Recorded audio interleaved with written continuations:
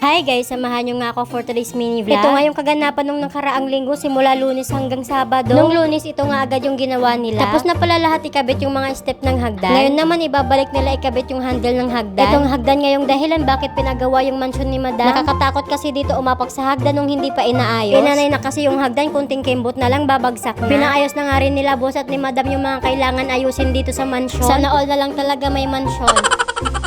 Hindi ko nga namalayan, mag-aalas 12 na palang, bilis ng oras. Dali-dali na ako pumunta sa palengke para makabili ng lulutuin para sa tanghalian. Pagkarating ko nga hinugasan ko agad yung mga pinamili ko. Nagisa na nga ako dito ng bawang sibuyas at saka kamatis. Sinunod ko naman ilinagay itong karning manok. 70 or 80 pesos lang yung binili ko dito sa manok. Pangsahog lang naman, tsaka sulit na sulit dahil 5 naman silang kakain nito. Naglagay lang ako ng isang chicken or cubes at saka itong oyster. Mikus-mikusin nga lang natin ito para magisa ng mabuti. Talaga namang mikus-mikos. Naglagay nga rin ako dito ng tubig at tinakloban ko lang muna. Pagkalipas ng ilang minuto, kumukulo na malambot na yung karning manok. At linagay ko na itong gulay chapsoy nga pala yung lulutuin ko ngayon. Yung mga nakatumpok-tumpok na chapsoy yung binili ko sa palengke para mas makamura. Bali, hiniwa-hiwa ko nga lang yung sayote at saka carrots kasi malalaki yung pagkahiwa. Pagkahugas ko nga kanina itong gulay, binukod ko na itong repolyo, may kasama pang bagyo pechay bagyo. Mabilis lang kasi ito maluto kaya binukod ko tsaka huli ko na linagay sa pagluluto. Akala ko sobrang dami itong naluto kong chapsoy. Yun pala, kapag naluto na kunti na lang. Pagkatapos nila kumain kanina, madami pang gulay na natira. Mamayang gabi nga ulit nila uulamin yung natirang gulay. Pinarisan ko na nga lang ng isda. Naglagay nga pala ako dito ng kaunting paminta. Tsaka minikos-mekos ko nga lang ito para mahalo ng mabuti yung linagay na repolyo. Luto na nga ito, tinakpan ko lang muna at tinabi. May dala kasi kaninang umaga si foreman ng chicken roll. Homemade na homemade daw ito, gawa ng asawa niya. Pwede daw iprito at saka i-steam. In-steam ko na nga lang para makasave tayo ng mantika. Nagbebenta daw kasi yung asawa ni foreman ng mga ulam. Thank you nga pala kay foreman at saka sa asawa niya at pinatikim niya kami ng chicken roll. Hiniwa-hiwa ko nga lang ito sa saktong hiwa. Masarap talaga siya kasi solid chicken at saka yung gitna may cheese. Pagkatapos nila kumain at magpahinga, binalikan na nila yung mga ginagawa. Sinamantala na nga nila boss yung mga gagawin at aayusin dito sa mansyon. Kahit yung maliliit na may sirap, pinaayos na. Habang may gumagawa pa at para isang gawa na lang daw. Hindi nga namin nakalain na abutin pala ng isang buwan yung paggawa dito sa mansyon. Ang akala nga lang namin mahigit isang linggo lang yung paggawa dito sa mansyon. Hindi pala madali yung magpaayos ka ng mansyon. Dali-dali naman ako pumunta sa bakery para bumili ng merienda nila. At kinabukasan tuloy ulit yung bakbakan. At saka hindi namin talaga na-expect na ganito kakalat yung kakalabasan. Sobrang kalat talaga ng bahay at grabe yung alikabok. Dumating naman yung maglalagay ng gamot para sa mga anay. Talaga namang mga pesteng anay na to.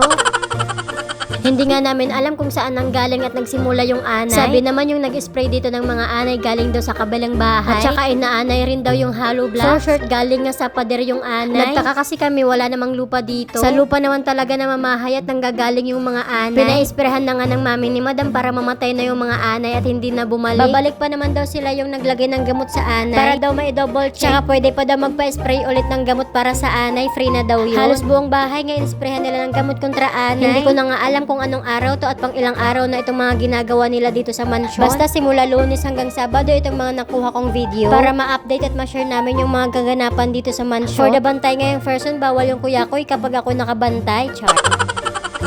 Oy, ikaw na nanonood, baka hindi ka pa nakafollow sa page namin, baka naman please follow po Team Chuchay Vlogs. Maraming salamat. Ito naman yung update sa mini terrace ni Madam Mini Terry.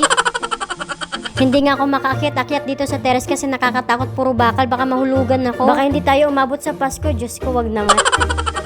Charot-charot lang, wag naman Lord. Dito na nga lang ako sa loob, mas safe pa. Yun nga lang, hindi naman ako makahinga sa amoy ng pintura. Pero okay lang yan, basta may update tayo kay Labos. Tsaka mabilis yung gawa kapag may nakabantay. Totoo naman, diba, taas yung mga paa, yung mga sang-ayon dyan. Umakyat nga ulit ako sa terrace dahil may tinanong lang naman ako kay foreman. Sinabay ko na nga rin mag-video para maisama natin ito sa mini vlog. Para makita rin ng iba kung gaano nakakatakot ikabit itong mga trusses. Hindi nga ako sure kung trusses ba, yung bakal na lang para mas madali. Sabado na nga ng mga araw na to natapos na nila yung kwarto ni Chuchay. Hindi ko na nakuha na ng video na ilagay na pala yung nandoon sa sahig. Kinabukasan linggo, araw ng pagpapasalamat at paghingi ng kapatawaran sa Diyos. O siya, hanggang dito na lang. Abang-abang na lang sa susunod na video. Bye!